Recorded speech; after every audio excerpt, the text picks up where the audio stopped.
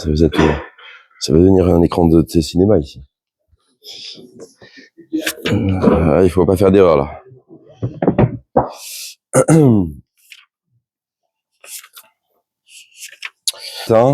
Lorsque on vient pour aller à la choule, on fait nos bénédictions du matin. Il y a une bénédiction spéciale qui s'appelle Birkat HaTorah. Baruch ata Hashem Elokeinu melech haolam asher kideshanu b'mitzvotaну al divrei Torah.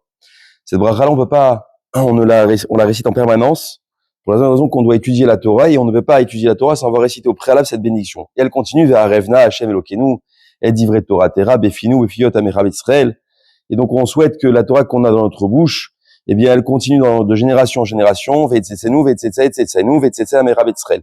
Et comme ça que ça sorte également, que ça progresse, en tout cas ça produise également en tout ton peuple Israël, qu'on soit tous des connaisseurs de ton nom, des étudiants de ta Torah, avec sincérité. Et voilà que le matin, pour ceux qui arrivent un peu plus tôt, il y a une Mishnah qui nous dit que l'homme, il a un salaire dans ce monde-ci et un salaire dans l'Olam Haba, à condition bien sûr qu'il ait fait certaines choses au préalable.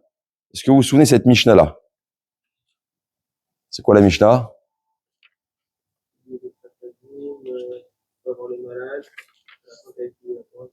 Exact. Exact. Il y a écrit, voici Eludvarim Shadalam Shiur, voici les choses que l'homme, eh bien, il fait dans ce monde-ci. Donc, il va manger les fruits dans ce monde-ci et le capital dans l'Olam Haba. Kivudavaim, honorer son père et sa mère.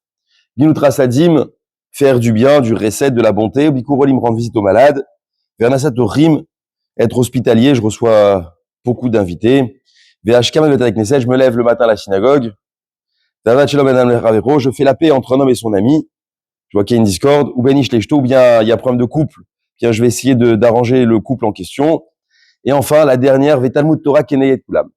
Même si tu es un gars bien dans la vie, tu es une personne exceptionnelle, tu as un bon comportement avec autrui, avec tes semblables, tu as de bonnes vertus. Malgré tout, il y en a une qui surpasse tout, ça s'appelle l'étude de la Torah. Vetalmud Torah Keneyet Kulam. Et voilà qu'il y a un principe. Et là, la règle arrive dans un instant.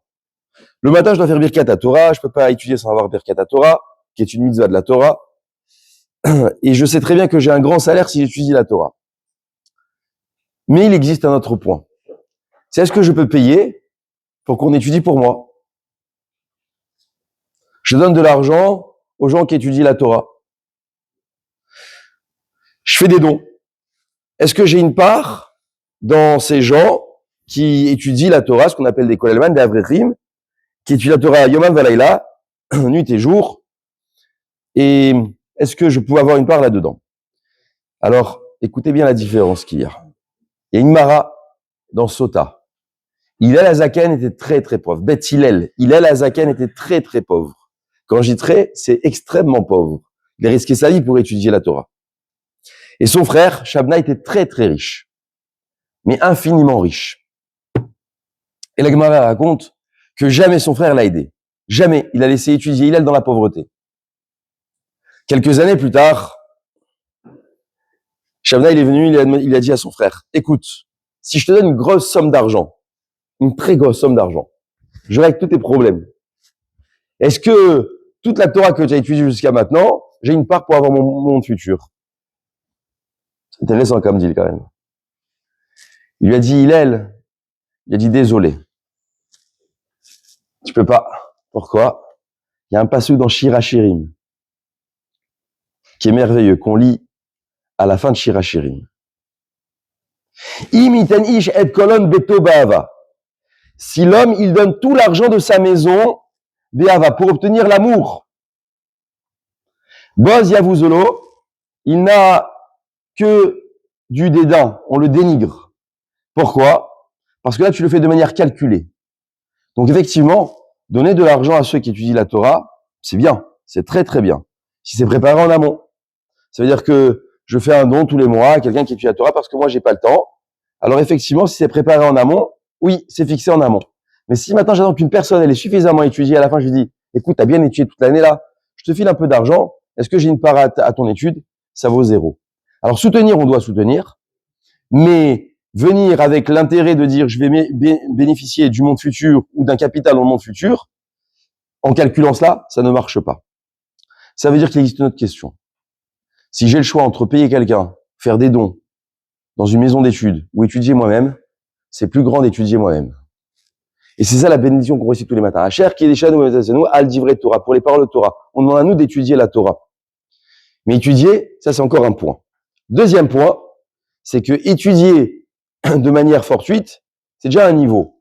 Et comme on l'a dit hier Shabbat, Kavata itin la Torah, tu fixais un temps pour étudier la Torah. C'est quoi fixer un temps?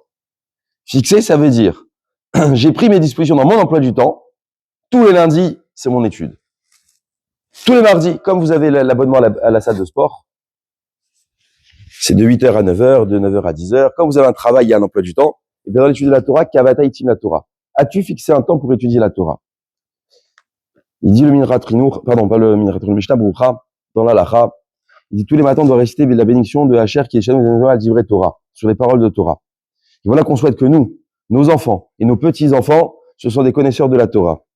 Il dit le Mishnah Broucha ramène une mara, que si la Torah, elle se voit dans mes enfants et dans mes petits-enfants, alors c'est une promesse qu'Akadosh Baruch Hu n'enlèvera plus la Torah de sa famille. C'est une promesse. Dès que ça passe 3, c'est une promesse. Pourquoi? Parce que tout se joue dans la bénédiction du matin.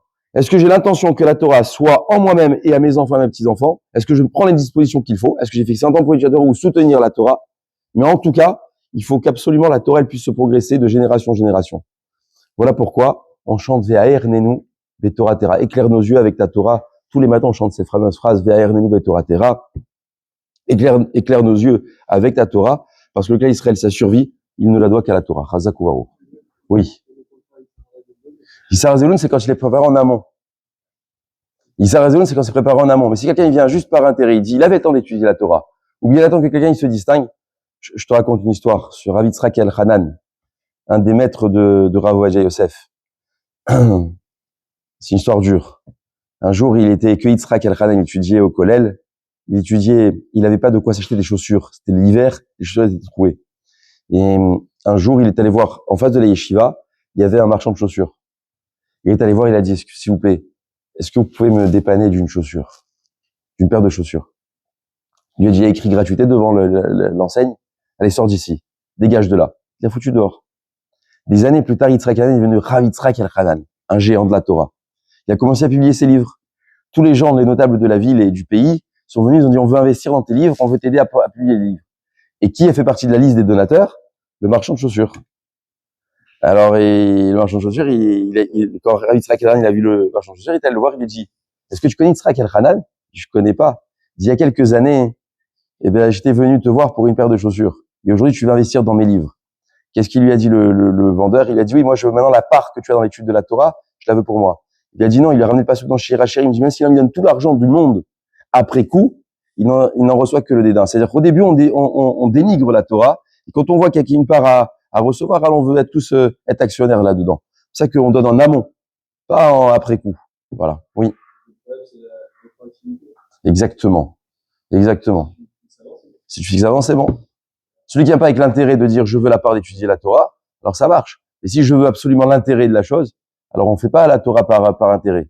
C'est pas joli, on se sert pas de la Torah par intérêt. Donc c'est pour ça qu'il faut faire, c'est pour ça que c'est important de soutenir la Torah, mais si on a le moyen nous-mêmes d'étudier la Torah, alors c'est encore mieux. Et je termine par une histoire que Rav Kanevsky avait dit il y a quelques années. Un jour, il y a un très gros donateur, un très très gros philanthrope. Théo Rav Kanevsky lui a dit voilà, Rav, j'ai une grande question. Je donne aujourd'hui des millions de dollars à des yeshivot. Mais aujourd'hui, j'ai le choix entre continuer à donner, il faut que je travaille, ou bien m'arrêter de travailler pour étudier la Torah. Qu'est-ce que je fais? Je soutiens des milliers de personnes ou je pense à moi? Qu'est-ce qu'il a répondu Rav Kanevsky? C'est une bonne question, hein? Hein? Pas mal, il a pas dit ça. Il a dit non. Il a dit non. Il a dit l'étude de la Torah, c'est même pour toi. Tu ne les cherches pas sur autrui. Donc même si tu as une part dans ce qui a été fait par les étudiants, tu dois quand même arrêter et étudier. Étudier ta part dans l'étude de la Torah. L'étude de la Torah, ça vaut toutes les mitzvot de toute la Torah.